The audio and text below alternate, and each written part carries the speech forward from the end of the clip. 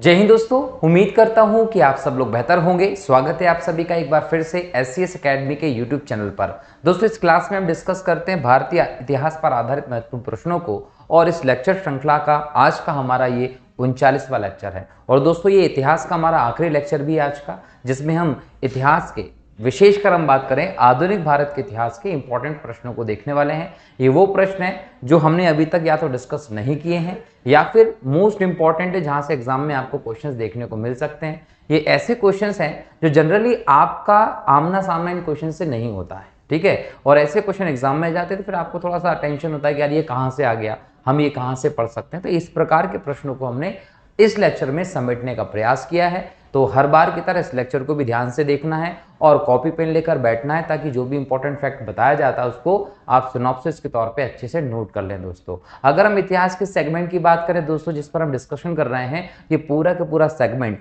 हर exam में काम में आता है, भले वो यूपीएससी के एग्जाम हो या एमपीएससी कांस्टेबल के एग्जाम में क्यों ना हो। और विशेष तौर पर हम बात करें दोस्तों, तो एमपीपीएससी के सिलेबस को हम जब देखते हैं प्रीलिम्स के, तो उसके यूनिट नंबर 2 के अंतर्गत इतिहास का पूरा सेगमेंट दिया गया है। तो वहां की दृष्टि से अगर देखें तो ये इंपॉर्टेंट लेक्चर होने वाला है, ध्यान रखिएगा, ठीक है। तो चलिए शुरू करते हैं आज के इस लेक्चर को, जिसमें आज का आपका पहला प्रश्न है दोस्तों, आनंद मठ के लेखक कौन है। याद रखिएगा, आनंद मठ जो है दोस्तों वो एक इंपॉर्टेंट आपको व्यवस्था दिखाई पड़ती है, इसके लेखक हैं बंकिम चंद्र चटर्जी। याद रखिएगा, बंकिम चंद्र चटर्जी की रचना है आनंद मठ, और एक इंपॉर्टेंट रचना है, ध्यान रखिएगा। लगभग 1882 के आसपास लिखी गई है। कब लिखी गई है?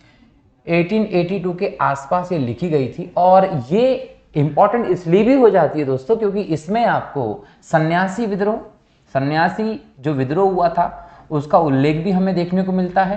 प्लस इसी में आपको बंगाल में जो अकाल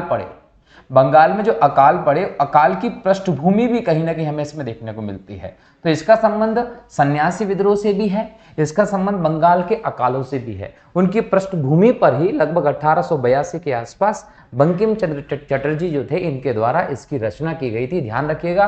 और ये वो समय था जब हमारे देश में लॉर्ड लिटन जो वायसराय था उसका काल समाप्त हुआ था। स्ट्रेची आयोग बना था, अकाल आयोग था एक प्रकार से, और उसके बाद अकाल संहिता बननी थी 1883 में। तो कहीं ना कहीं अकालों के दौर के बाद जब लॉर्ड रिपन का समय आया, कई सारी व्यवस्थाओं को लॉर्ड रिपन सुधारने का प्रयास कर रहे थे देश में। उस समय की हम बात कर रहे हैं ये, जब बंकिम चंद्र चटर्जी ने दोस्तों 1882 में आनंद मठ की रचना की थी। यहाँ एक और बात याद रखिएगा कि इसमें सन्यासी विद्रोह, बंगाल के अकाल के साथ साथ आपको वंदे मातरम, याद रखिए, वंदे मातरम का उल्लेख भी मिलता है।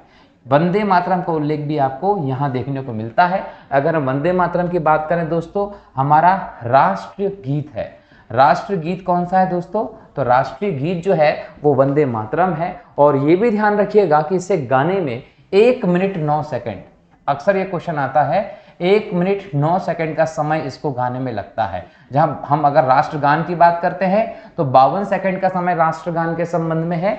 वंदे मातरम को उसी के समकक्ष स्थिति प्रदान की गई है संविधान सभा के द्वारा, लेकिन इसमें 1 मिनट 9 सेकंड का समय आपको लगता है बराबर। अगर हम वंदे मातरम की बात करें दोस्तों, तो इसकी रचना जो है वो बंकिम चंद्र चटर्जी के द्वारा ही 1876 के आसपास बंगाल में की गई थी। और वंदे मातरम जो दो है दोस्तों, इसमें हम 2 पद अगर देखें, इसके जो 2 पद हैं वो संस्कृत में है, और शेष पदों की हम बात करें तो वो शेष पद जो है दोस्तों वो बांग्ला में है। तो संस्कृत और बांग्ला दोनों का मिश्रण हमें वंदे मातरम में देखने को मिलता है। किसके माध्यम से?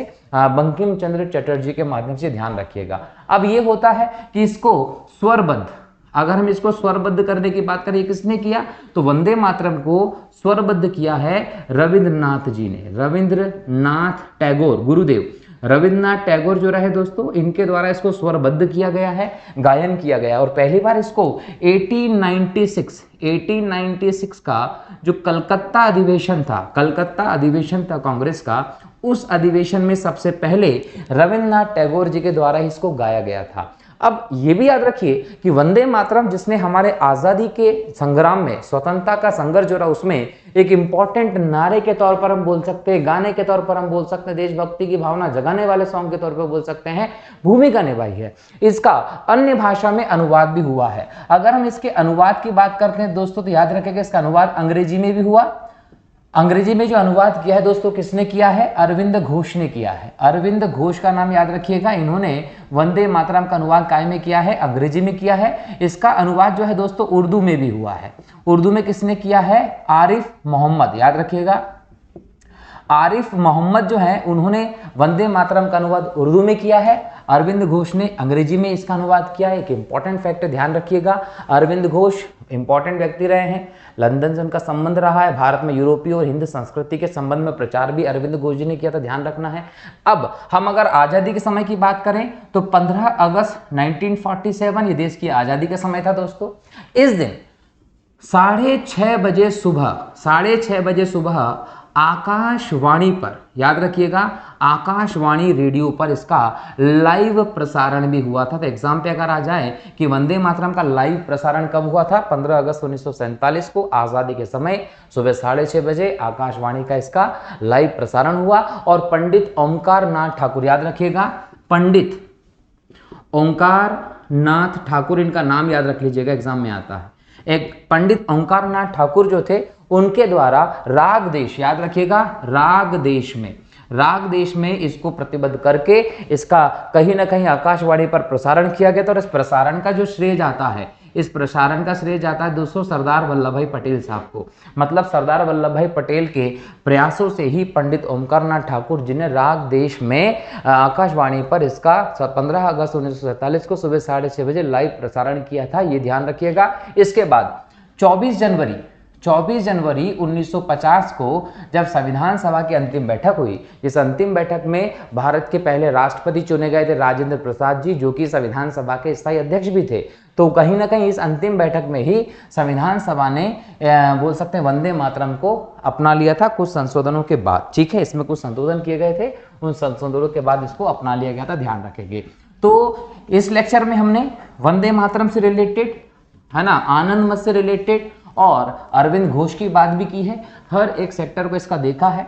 एग्जाम में मुझे लगता है यहाँ से क्वेश्चन आना चाहिए। वंदे मातरम जब भी आप गाते हैं दोस्तों, तो कहीं ना कहीं आपके रोंगटे खड़े हो जाते हैं, एक देशभक्ति की लहर जो है वो आपके अंदर से उठने लगती है। और विशेष तौर पर अगर हम वर्तमान में देखें तो भारत में वर्ल्ड कप का एक सीज़न चल रहा है। वर्ल्ड कप के सीज़न में टीम इंडिया की बहुत अच्छी जीत चल रही है। और जब ये मैच होते हैं, ड्रिंक ब्रेक के दौरान जब आप देखते हैं इसको, तो लाइट्स बंद करके जो वहाँ पर एक प्रकार का वंदे मातरम का साउंड चलाया जाता है दोस्तों, वो सच में भाव विभोर करने वाला होता है। तो कहीं ना कहीं ये वंदे मातरम जो बंकिम चंद्र चटर्जी के द्वारा लिखा गया 1876 में, ये है ही ऐसी गायन की शैली जो कहीं ना कहीं आप में देशभक्ति की भावना को भर देता है, उसको बढ़ाने का काम करता है। ठीक है, चलिए आगे देखते हैं। अगला प्रश्न है, भूदान आंदोलन किसने प्रारंभ किया? दोस्तों भूदान आंदोलन की जब बात करते हैं तो इसमें इंपॉर्टेंट रोल रहा है दोस्तों, बोल सकते हैं विनोबा भावे का। विनोबा भावे का इंपॉर्टेंट रोल रहा है और इनके द्वारा 18 अप्रैल 1951 में ये भूदान आंदोलन शुरू किया गया। जब हम आज़ादी के बाद की बात करते हैं दोस्तों, तो भारत में एक स्थिति ये थी कि बहुत सारे लोग ऐसे थे, जमींदार महाजन लोग, जिनके पास बहुत सारी भूमि थी, गांव के गांव उनके अंडर में थे, और बहुत बड़ी पॉपुलेशन वो थी जिनके पास भूमि ही नहीं थी। तो एक तरफ भूमि कहीं ना कहीं के मालिक लोग थे और एक तरफ भूमिहीन लोग थे। तो देश में ये चल रहा था कि भूमिहीन लोगों को भूमि दी जाए ताकि उनके पास भूमि हो और वो आपकी आजीविका चला सके। तो इस उद्देश्य से कहीं ना कहीं देश में व्यवस्था चल रही थी, भूमि सुधार को बढ़ावा दिया जा रहा था। और उन्हीं भूमि सुधार के दृष्टि से देखें तो विनोबा भावे का इंपॉर्टेंट कदम रहता है 18 अप्रैल 1951 को, जो भूदान आंदोलन के तौर पर आता है। विनोबा भावे जी ने तेलंगाना में एक जगह है जिसका नाम है पोचमपल्ली, इसका नाम याद रखिएगा। तेलंगाना के पोचमपल्ली से इस भूदान आंदोलन का प्रारंभ किया, क्योंकि यहीं पर सबसे पहले विनोबा भावे को कोई भूमि दान में दी गई थी। तो इस प्रकार से भूमिहीन लोगों को भूमि दान में देकर उनके पास भूमि की उपलब्धता को बढ़ाने के लिए एक भू सुधार की दृष्टि से इंपॉर्टेंट कदम के तौर पर इसे देखा जा रहा था।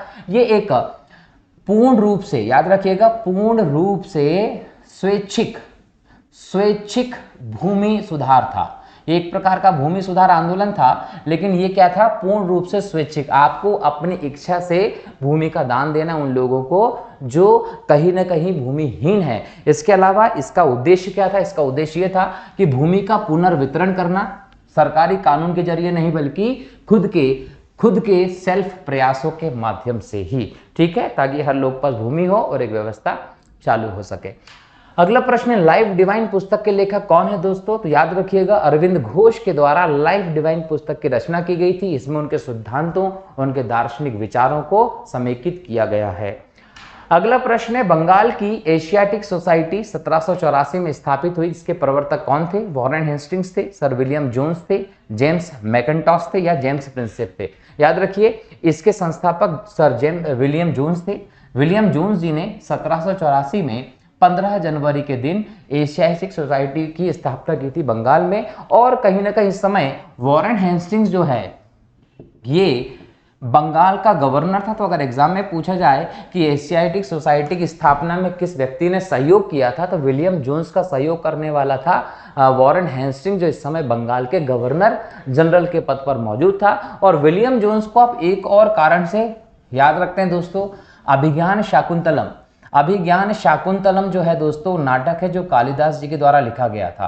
ये संस्कृत में लिखा गया था अभिज्ञान शाकुंतलम। इसका अनुवाद किया गया था 1789 में अंग्रेजी में। तो ये विलियम जोन्स के द्वारा ही किया गया था 1789 में, ये भी ध्यान रखना है। इंपॉर्टेंट क्वेश्चंस हैं, एग्जाम में आ सकते हैं। जो आपका स्टैटिस्टिक्स जीके होता है उसके पार्ट के तौर पर ये होता है दोस्तों, सीधे सीधे एग्जाम में क्वेश्चन यहाँ से पूछे जाते हैं। अगला प्रश्न है, दिल्ली में केंद्रीय सचिवालय के उत्तरी और दक्षिणी खंडों का वास्तविक कौन था? ऑप्शन है Edward Lutyens, Antonin Raymond, Robert Tor Russell या हर्बर्ट बेकर। याद रखिए, इस पूरे केंद्रीय सचिवालय के जोन को आप एडवर्ड लुटियंस या लुटियन जोन के नाम से जानते हैं। लुटियंस जो था दोस्तों वो ब्रिटिश वास्तुकार था और स्पेशली इसको जिम्मा दिया गया था कि वो दिल्ली का जो एरिया है उसका आधुनिकीकरण करे, ठीक है। तो लुटियंस जो है वो इस क्षेत्र के वास्तुकार के तौर पर जाने जाते हैं।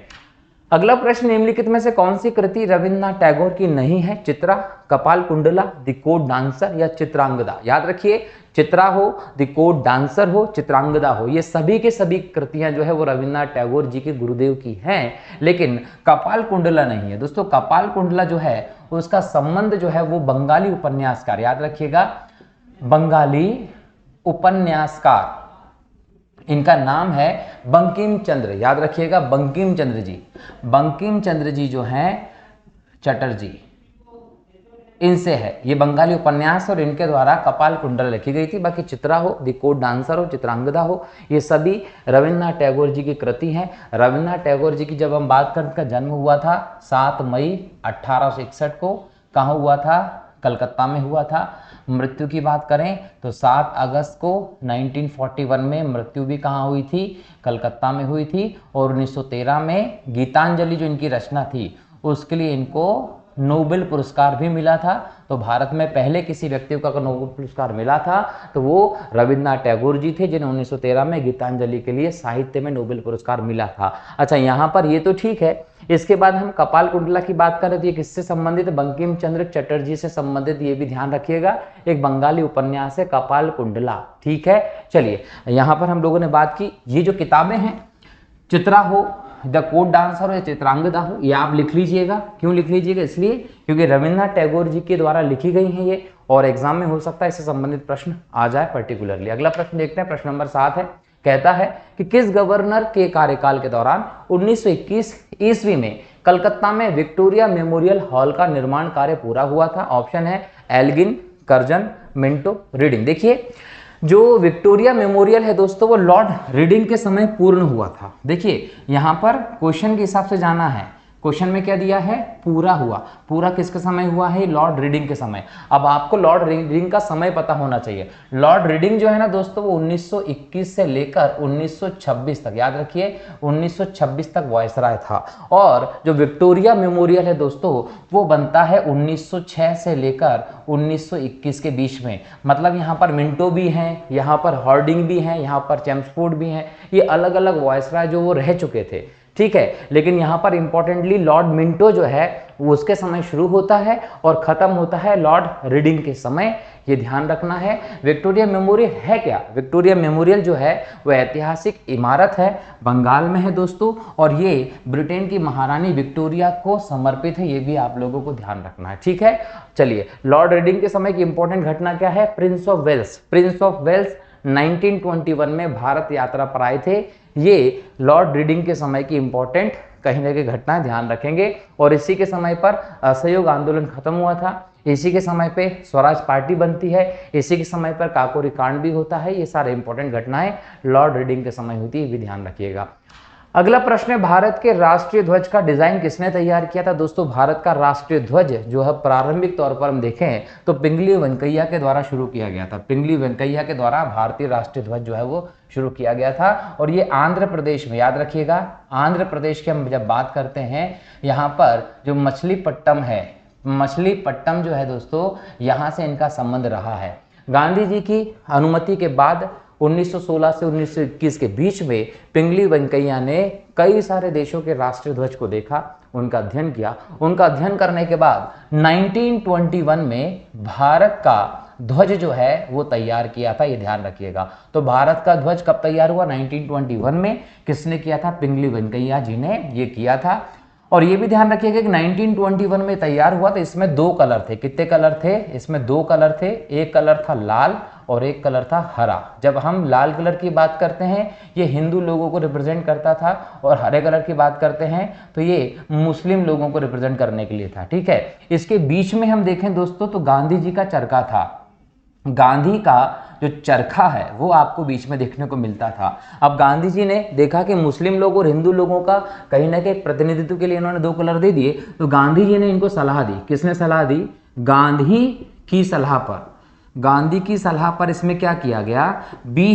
बीच में सफेद कलर जो है उसको भी जोड़ा गया। ये सफेद कलर क्यों जोड़ा गया था? उस समय जोड़ा गया था कि अन्य लोगों का प्रतिनिधित्व का प्रतीक सफेद कलर होगा, ये ध्यान रखिएगा। तो हिंदू के लिए लाल, मुस्लिम के लिए हरा और सफेद बाकी अन्य समुदायों के लिए व्यवस्था थी। बीच में गांधी जी का चरखा जो है वो लगाया गया था। अगर हम बात करें दोस्तों तो 22 जुलाई 1947 को भारत का जो 1947 को इसे संविधान सभा ने, याद रखिएगा, संविधान सभा ने इसको अपना लिया था। संविधान सभा ने कब अपनाया? 22 जुलाई 1947 को अपनाया था, ये भी ध्यान रखिएगा। लेकिन जब अपनाया दोस्तों तो आधुनिक स्वरूप में, यहाँ देखिए, आधुनिक स्वरूप में हम देखें तो इसमें कुछ परिवर्तन किए गए। केसरिया रंग हो गया, हरा रंग हो गया, बीच में सफेद हो गया, और अशोक चक्र जो है वो सुभाष चंद्र बोस जी के कहीं ना कहीं कहने के बाद ये जोड़ा गया था, ये ध्यान रखिएगा। लेकिन 1921 में राष्ट्रीय ध्वज जो है दोस्तों वो किसने बनाया था?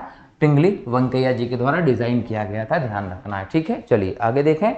अगला प्रश्न है दोस्तों, प्रश्न नंबर 9, देवदास उपन्यास के रचनाकार कौन है? प्रेमचंद है, शरद चंद्र चट्टोपाध्याय है, मैथिली शरण गुप्त है या फणीश्वर नाथ रेणु है? ध्यान रखिएगा कि देवदास नाम का जो उपन्यास है वो बंगाली उपन्यासकार शरद चंद्र चट्टोपाध्याय जी ने लिखा था, ठीक है। अगला प्रश्न है, प्रेम पचीसी के रचनाकार कौन है? प्रेमचंद है, फणीश्वर नाथ रेणु है, जयशंकर प्रसाद है या महादेवी वर्मा है? प्रेम पचीसी जो है दोस्तों वो प्रेमचंद जी का द्वारा लिखा गया है। और ये याद रखिएगा कि 31 जुलाई 1880 को प्रेमचंद जी का जन्म होता है। कहाँ? वाराणसी में, ठीक है। वाराणसी, बनारस में इनका जन्म होता है।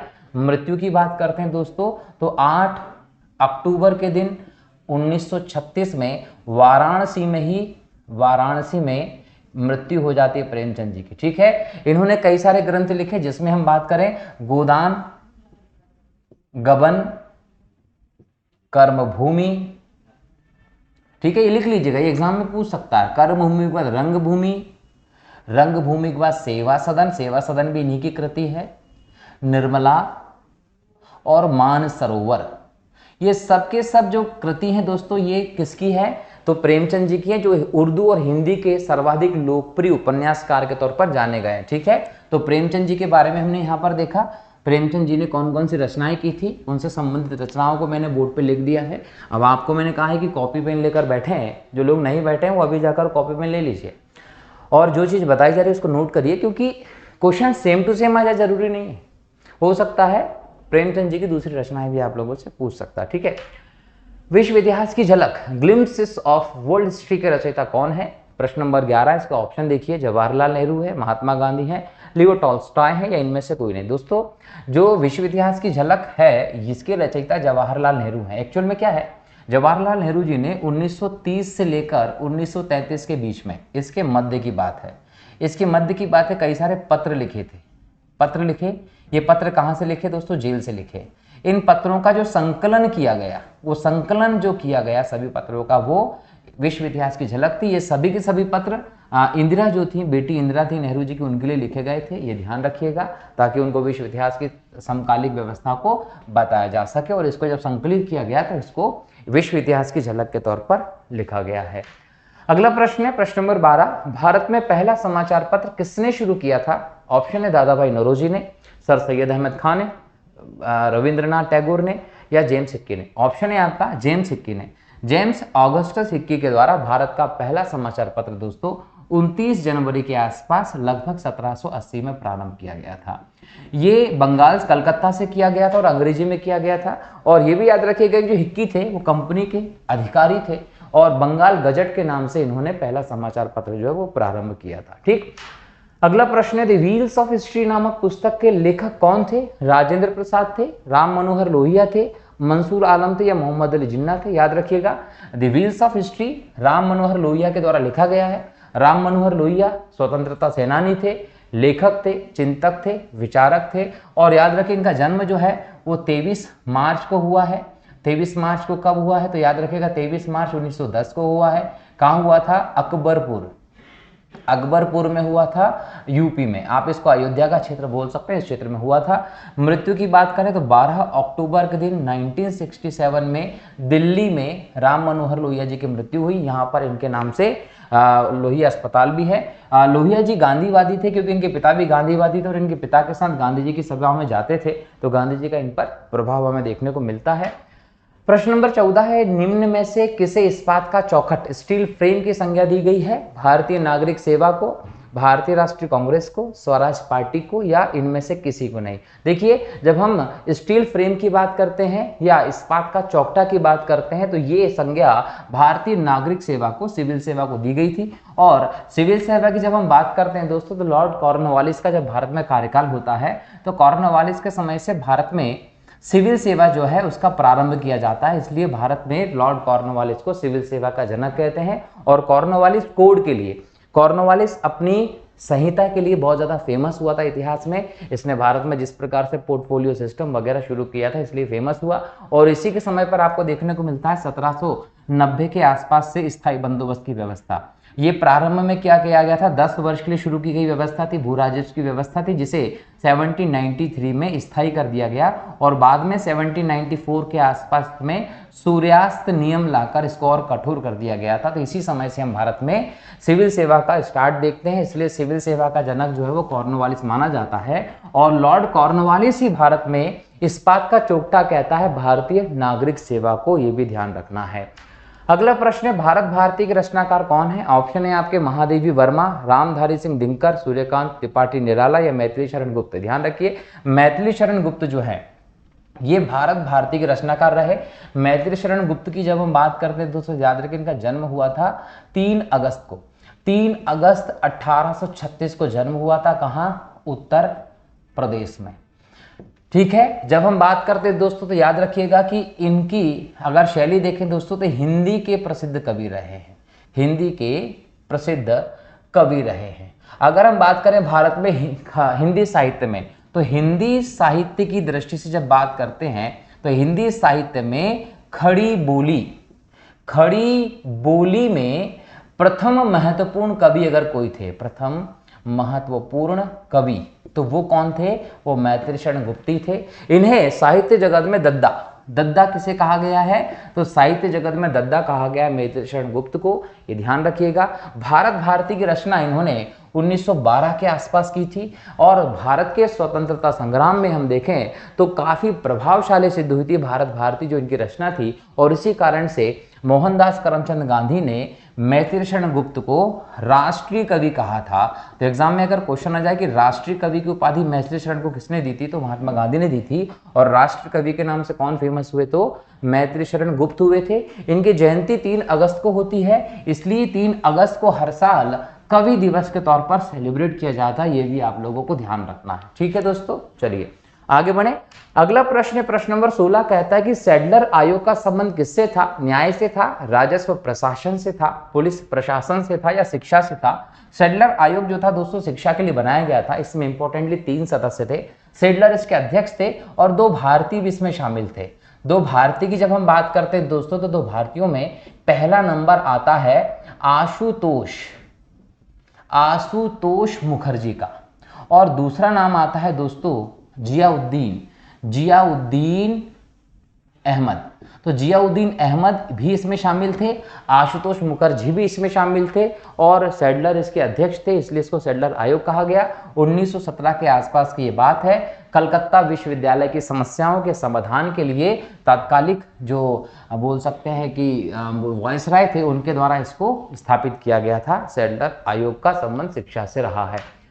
अगला प्रश्न है, खिलाफत आंदोलन का प्रारंभ किया था फखरुद्दीन अली अहमद ने, मोहम्मद अली जिन्ना ने, अबुल कलाम आज़ाद ने या अली बंधुओं ने? याद रखिएगा, खिलाफत आंदोलन को प्रारंभ करने का श्रेय अली बंधुओं का जाता है और बाद में अलग अलग नेता इसमें जुड़ जाते हैं। अली बंधुओं की जब हम बात करते हैं दोस्तों तो इसमें 2 लोग आते हैं। एक व्यक्ति आता है मोहम्मद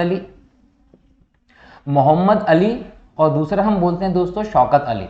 तो अली बंधुओं में मोहम्मद अली और शौकत अली थे। इन्हीं के नेतृत्व में खिलाफत आंदोलन शुरू होता है। और ये भी ध्यान रखिएगा कि इन्हीं के नेतृत्व में 1919 में, है ना, 19 अक्टूबर 1919 में ये शुरू होता है। और 1919 में इन्हीं के नेतृत्व में अखिल भारतीय खिलाफत कमेटी का भी गठन होता है और खिलाफत आंदोलन शुरू किया जाता है। 1920 के आसपास हम दोस्तों देखते हैं तो गांधी जी जो होते हैं वो इससे जुड़ते हैं और गांधी जी कहीं ना कहीं इसे एक साथ अपने बढ़ाना चाहते हैं। और गांधी जी ने जैसे खिलाफत आंदोलन का सहयोग किया तो यहाँ से हम बोलते हैं कि धार्मिक तत्वों को राजनीति में प्रवेश दिया गया। तो कहीं ना कहीं ये एक प्रकार से राजनीति की दृष्टि से गलत रहा, क्योंकि यहाँ से सांप्रदायिक चीजें बढ़ना लाजमी था। तो ये गांधी की इस बात को लेकर आलोचना भी बहुत इस पर की गई कि इन्होंने धार्मिक तत्वों पर आधारित खिलाफत आंदोलन का सहयोग किया और यहाँ से स्थिति गड़बड़ हुई है। अब खिलाफत क्या है दोस्तों? तो खिलाफत याद रखिएगा इसकी पृष्ठभूमि धार्मिक थी। खिलाफत की पृष्ठभूमि कैसी थी? धार्मिक पृष्ठभूमि थी। इसका संबंध था दोस्तों तुर्की में। अगर हम बात करें दोस्तों तुर्की में होता था खलीफा पैगंबर का उत्तराधिकारी माना गया। मुस्लिमों में गुरु के भूमिका में आप इसे देखते थे, सर्वश्रेष्ठ पद माना जाता था। तो ये जो खलीफा होता था इसको खत्म करके लोकतंत्र की स्थापना की बात की थी ब्रिटिश सरकार ने। किसने बात की थी? ये ब्रिटिश सरकार ने। अब ब्रिटिश सरकार ने तुर्की में जैसे खलीफा के पद को समाप्त करने की बात की तो ऐसी कंडीशन में केवल तुर्की के नहीं पूरे विश्व के मुसलमानों ने एकता का प्रदर्शन किया और कहीं ना कहीं ब्रिटिश सरकार के खिलाफ खिलाफत की घोषणा कर दी कि हम इनका सहयोग नहीं करेंगे, क्योंकि ये हमारे खलीफा के पद को समाप्त करना चाहते हैं, हमारे धार्मिक क्षेत्र में इंटरफेयर करना चाहते हैं। और गांधी जी ने इसी धार्मिक मुद्दे पर इनका साथ दिया और बाद में भारत की राजनीति में भी कहीं ना कहीं धर्म का प्रवेश हो जाता है, जिसके परिणाम आज भी आप लोग देख रहे हैं किस हद तक नकारात्मक है और किस प्रकार से सांप्रदायिकता बढ़ती है। अब यहाँ पर चीज देखिए कि तुर्की से शुरू हुआ मामला कहाँ पहुंच गया? भारत में भी पहुंच गया और गांधी जो हैं वो भी इसमें शामिल हो जाते हैं। लेकिन ये खत्म कैसे हुआ? तो याद रखिए 1921 में ये समाप्त होने के कगार पर आया। कैसे आया वो देखिए, समाप्ति की ओर कहाँ बढ़ा 1921 में और 1922 तक आते आते पूरी तरीके से समाप्त हो गया। क्यों? क्योंकि जो तुर्की के खलीफा थे दोस्तों उनका नाम था कमाल पाशा। ये कमाल पाशा जो थे ये अंतिम खलीफा थे। क्या थे ये?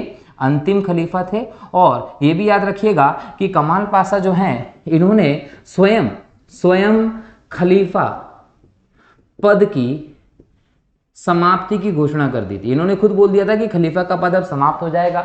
जब अंग्रेज खत्म कर रहे थे तो ये आंदोलन होना सही था, लेकिन जब खलीफा ने बोल दिया कि अब ये पद नहीं होगा, तुर्की में क्या होगा, लोकतंत्र होगा, उसके बाद कहीं ना कहीं आंदोलन धीरे धीरे समाप्त हुआ और 1922 में जैसे ही खलीफा का पद समाप्त हो गया ये आंदोलन भी खत्म हो गया था, ध्यान रखना है। लेकिन अखिल भारतीय खिलाफत समिति 1919 में बनती और 19 अक्टूबर 1919 से ही खिलाफत आंदोलन शुरू हो जाता है और भारत में खिलाफत को और असहयोग को गांधी जी ने आपस में जोड़ दिया था, ये ध्यान रखिएगा। अगला प्रश्न है, अमृत बाजार पत्रिका की स्थापना किसने की? ऑप्शन है गिरीश चंद्र घोष ने की थी, हरीश चंद्र मुखर्जी ने की थी, एस.एन. बनर्जी ने की थी या शिशिर कुमार घोष ने की थी। तो उसे याद रखिएगा, शिशिर कुमार घोष। शिशिर कुमार घोष जो है उनके साथ उनके भाई भी थे, याद रखिएगा शिशिर कुमार घोष इसमें शामिल थे, है ना। तो एक तरफ आप बोल सकते हैं शिशिर कुमार घोष, ठीक है, और इनके साथ इनके भाई शामिल थे, इन्होंने ही अमृत बाजार पत्रिका की स्थापना की थी, ध्यान रखना। और इसके अलावा 1878 की जब हम बात करते हैं तो यहां पर आता है दोस्तों वर्नाकुलर प्रेस एक्ट। ये वर्नाकुलर प्रेस एक्ट 1878 में आता है, किसके समय? लॉर्ड लिटन के समय से, जिसमें कहा गया था कि भारतीय भाषा के समाचार पत्र को बंद कर दिया जाएगा। क्यों बंद कर दिया जाएगा? क्योंकि भारतीय भाषा के समाचार पत्रों को भारत के लोग समझते थे और इससे राष्ट्रवाद जो है उसका प्रचार प्रसार हो रहा था और लोग जो थे वो आंदोलन में बढ़ते जा रहे थे और ब्रिटिश विरोधी भावना भी इससे बढ़ रही थी।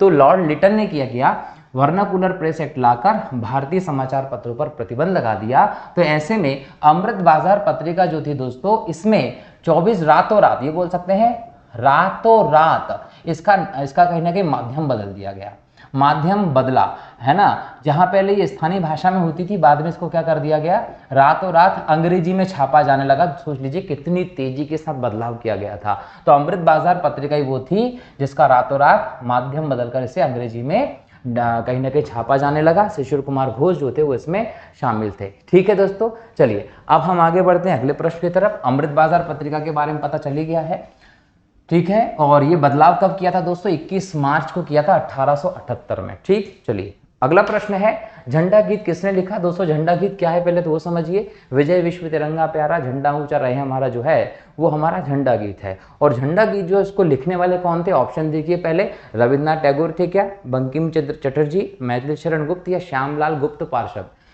झंडा गीत श्यामलाल गुप्त पार्षद जी ने लिखा था और इसमें 7 पद हैं, ये भी ध्यान रखिएगा। कितने पद हैं? 7 पद। ठीक, चलिए अगला प्रश्न है, उपन्यास दुर्गेश नंदिनी के लेखक कौन है?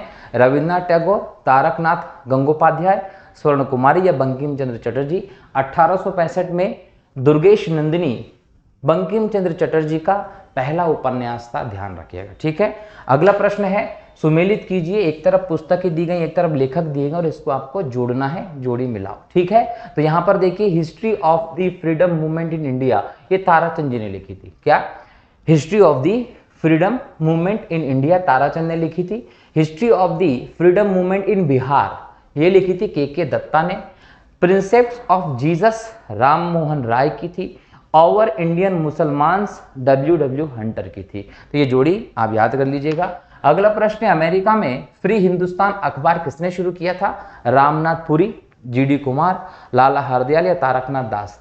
तारकनाथ दास ने फ्री हिंदुस्तान अखबार अमेरिका में शुरू किया था ताकि सामाजिक सुधारों की दृष्टि से वहां पर आवाज उठाई जा सके। ठीक है, अगला प्रश्न है, स्वदेश वाहिनी के संपादक थे CB रामन पिल्ले, CN मुदालियर, के रामकृष्ण पिल्ले, CR रेड्डी। याद रखिएगा, के रामकृष्ण पिल्ले ने देश वाहिनी का संपादन कार्य किया था।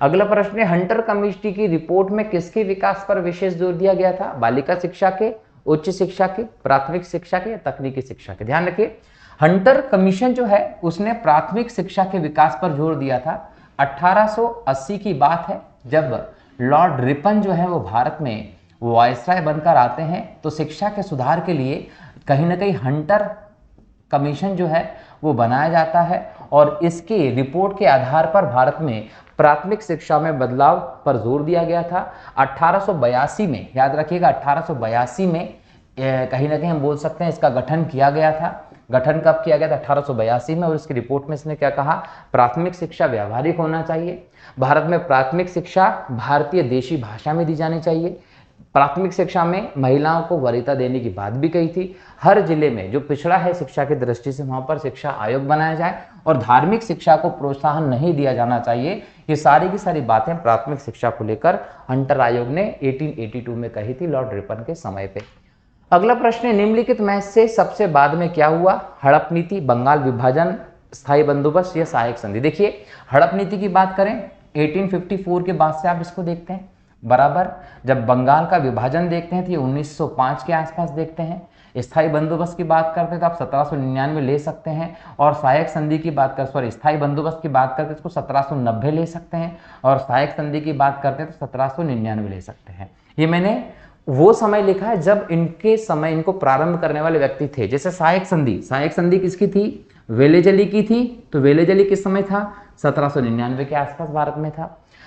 स्थायी बंदोबस्त की बात करते हैं तो 1790 में कार्नवालिस के समय से आपको दिखाई पड़ता है, ठीक है।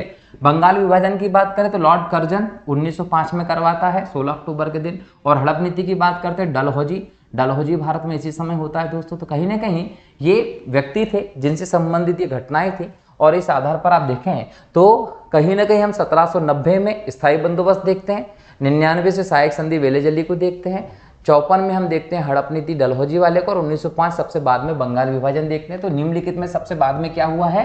बंगाल विभाजन की घटना हुई है, ध्यान रखेंगे, ठीक है। अगला प्रश्न है, पत्रकार के कर्तव्य का निर्वहन करते हुए जेल जाने वाला प्रथम भारतीय कौन था दोस्तों? तो यहाँ ऑप्शन दिए बाल गंगाधर तिलक, दादा भाई नौरोजी, मोतीलाल घोष या सुरेंद्रनाथ बनर्जी। बाल गंगाधर तिलक दोस्तों कहीं ना कहीं पत्रकार का कर्तव्य निर्वहन करते हुए जेल जाने वाले पहले भारतीय थे। इनके बारे में बोलते हैं कि 1882 के आसपास इन्हें 4 महीने का कारावास हुआ था। ये पहली बार था जब इन्होंने किसी प्रकार से ब्रिटिश सरकार की आलोचना की थी। कोल्हापुर के महाराजा को लेकर ब्रिटिश सरकार ने बहुत ज्यादा गलत व्यवहार किया था, उनका अपमान किया था और इस बात की आलोचना बाल गंगाधर तिलक ने की। ब्रिटिश सरकार को उन्होंने खूब कोसा। जब ब्रिटिश सरकार को इसकी सूचना होती है, उन तक ये खबरें पहुंचती हैं, तो वो बाल गंगाधर तिलक को सजा दे देते हैं 4 महीने के कारावास का, ध्यान रखिएगा। अगला प्रश्न है, guilty man of India's partition पुस्तक किसने लिखी थी? जवाहरलाल नेहरू, डॉक्टर राम मनोहर लोहिया, अबुल कलाम आजाद या सरोजनी नायडू। ध्यान रखिए राम मनोहर लोहिया ने लिखा था guilty man of India's partition. अगला प्रश्न है, सूची 1 को सूची 2 से मिलाना है। एक तरफ समाचार पत्र है, दूसरी तरफ उसको प्रारंभ करने वाले व्यक्ति हैं। बॉम्बे क्रॉनिकल कौन लाया था? फिरोज शाह मेहता लेकर आए थे। कॉमनवेल्थ किसका था? एनी बेसेंट का था। लीडर किसका था? मदन मोहन मालवीय का था। और सर्चलाइट किसका था? सच्चिदानंद सिन्हा का था। गवर्नमेंट ऑफ इंडिया 1935 में क्या था? ऑप्शन को देखिए, सही बताना है। प्रांतीय स्वायत्तता का उपबंध था। एक संघीय न्यायालय फेडरल कोर्ट की स्थापना की बात की गई थी। केंद्र में अखिल भारतीय संघ का उपबंध था, तो अखिल भारत संघ का उपबंध था और संघीय न्यायालय की व्यवस्था थी। प्रांतीय स्वायत्तता की बात 1919 से शुरू हो चुकी थी। तो कहीं ना कहीं 2 और 3 आपका सही है।